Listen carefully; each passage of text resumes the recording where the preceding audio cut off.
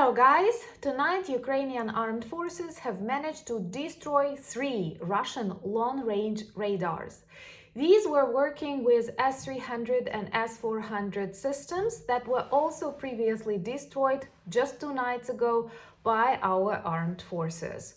And this tells me about another extremely successful strategy that was developed by Ukrainian army, and that is to destroy systems of Russian air defense. With ATACMS and other long-range missiles that we are allowed to use on the temporarily occupied territories and close to the front lines, I'm sure sometime soon we will clean these lands from Russian radars.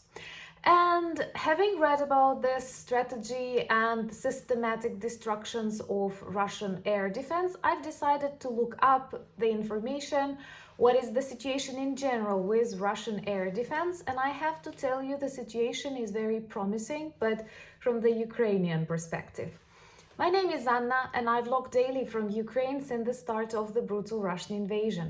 So if you're new to the channel, you support Ukraine, please subscribe and help us fight against Russian propaganda and fake news. And my longtime friends, check your subscription status and hit notification button. This night, 3 Russian radars vaporized, someone smoked again, and -3 long-range radars that were working alongside S-300, S-400 systems that we also erased from the temporarily occupied Crimea, and Crimea is heading back home. Anyway, if you follow the updates from Ukraine, if you watch my videos, you see that quite often Ukrainian army, drones, missiles destroy Russian air defense, and also demonstrates extreme vulnerability of all the Russian territory to Ukrainian drones and in future Ukrainian missiles. This is, first of all, a proof that Russia is weak, second, that Russia was not ready for war on its territory, and third, that we are good at defeating Russia. What is important, this also develops into a strategy, same as our plan to destroy the majority of Russian oil refineries. This will also work with their air defense systems. And just in a couple of weeks, we have destroyed close to 10 of them.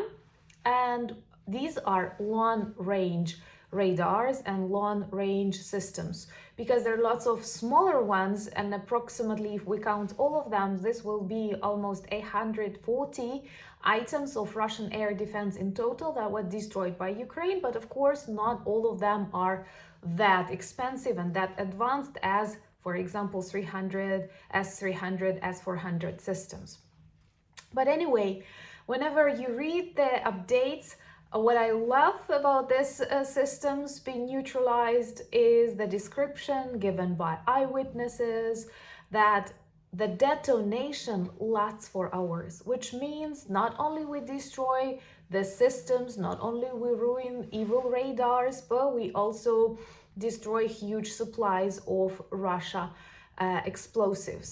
What is worse, very often they use these air defense systems to target Ukrainian territory. They are not accurate, but Russians don't care, especially if they simply want to cause as much harm as possible.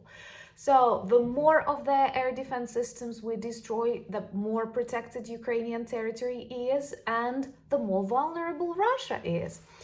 So tonight, Kerch Bridge was closed again, and I think if we had this timer of how much time it is open and how much time it is closed, we would see that it is closed most of the time. And I personally love the idea that many vloggers say that maybe one of the first tasks of F-16s after arriving in Ukraine will actually be the destruction of the Kerch Bridge. Let me know, what do you think? And if you're new to the channel, remember to subscribe. This is the easiest but extremely effective way to demonstrate your solidarity with Ukraine and all the democratic world.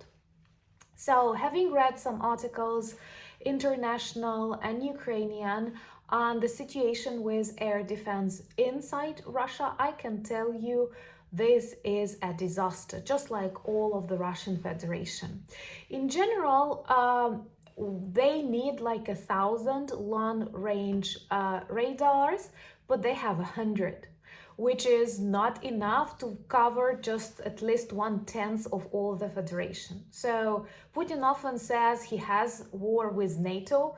If he really had war with NATO, he would not last, I don't know, a day, just as he thought about Kiev 3 days and the collapse. And now, having seen Russia at war for 2.5 years of full-scale war, 10 years of war in general, I can tell you, if it was really war with NATO, Russia would disappear in days. So anyway, they need 1,000, they have 100, and we destroy them very quickly. For example, this week, -3, and the week is not finished yet. So what we also do, quite often we use ATACMS missiles, which are expensive, approximately $1.5 million, which is a lot. Just think about how much money people spend on war. This is insane. But with this $1.5 million missile, we can destroy, and we actually destroy, because these missiles are very accurate and Ukrainians are super motivated. So we destroy $1 billion worth S-400 system together with its radar. Beautiful indeed. What is also important, this systematic destruction of Russian radars is actually a part of our strategy to prepare for F-16's arrival, because these very important, very expensive, very dear to every Ukrainian heart airplanes, aircraft, bombers have to be safe. And Russian radars can be bad. That's why we clean our territory first from Russian radars, then from Russian warships, Russian military base, and finally from all the Russian invaders. And you are watching that online and making it real with your aid, with your conversations and help. So I do like it how Ukrainian army reports about these destructions of Russian long-range radars with a phrase in the end, to be continued. Indeed. So this seems like a second extremely successful strategy together with the attacks on Russian oil refineries. So I hope in a couple of months there will be very few Russian radars left and Russian oil refineries left, and we'll see how the world will react.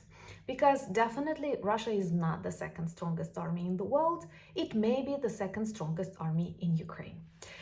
Let me know what are the other topics you would like to hear on the channel. Remember to join me on Instagram. I'm really active there. Join me on X, Threads.